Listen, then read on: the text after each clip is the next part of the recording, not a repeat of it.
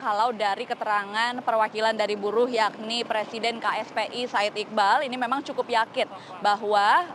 baik pemerintah maupun anggota DPR ini akan mendengarkan aspirasi yang mereka sampaikan selama beberapa waktu terakhir. Ini salah satunya adalah dengan terus-menerus melakukan unjuk rasa sampai baik pemerintah maupun anggota legislatif di DPR memberikan respons. Namun kalau boleh kami gambarkan pada sore hari ini di mana tempat demonstrasi sejak pagi, siang hingga sore tadi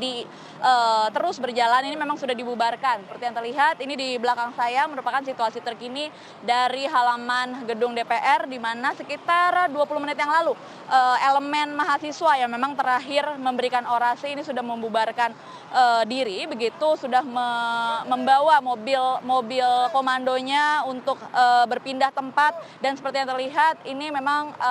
petugas kebersihan sedang membereskan sisa-sisa sampah dari lokasi demonstrasi. Nah, kalau kita melihat memang sejak pagi hingga siang hingga sore tadi ada sejumlah tuntutan baik dari elemen buruh dan juga elemen mahasiswa menyampaikan sejumlah tuntutan di depan gedung DPR, mulai dari membatalkan kebijakan kenaikan BBM, kemudian membatalkan Undang-Undang Cipta Kerja Omnibus Law dan juga menaikkan UMK 2023 sebesar 10 hingga 13%. Kalau kita bicara soal apakah memang anggota DPR ini sudah memberikan respons, hingga sore hari ini memang masih belum ada respons secara resmi bahwa anggota DPR ini masih akan memberikan reaksi begitu dari suara para mahasiswa dan juga para buruh. Namun kalau boleh kami gambarkan juga sekitar setengah jam yang lalu ini ada 3 orang perwakilan dari anggota Komisi 7 yang membawahi SDM ini menyampaikan bahwa dari fraksi PKS ini memang tidak setuju bahwa kebijakan BBM ini harganya dinaikkan. Namun kalau dari penjelasan yang diberikan dari sejumlah perwakilan DPR yang memang sempat turun ke area demonstrasi tadi sore, ini memang tidak bisa mewakili anggota DPR keseluruhan karena tuntutan dari baik mahasiswa maupun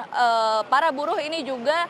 meminta bahwa DPR ini menggunakan haknya sebagai perwakilan rakyat, baik misalnya hak interpretasi, kemudian hak angket, lalu membentuk pansus dan juga panja untuk mengintervensi kebijakan kenaikan harga BBM. Nah, kalau kembali kita melihat situasi terkini di depan gedung DPR begitu, lalu lintas sudah kembali dibuka. Memang karena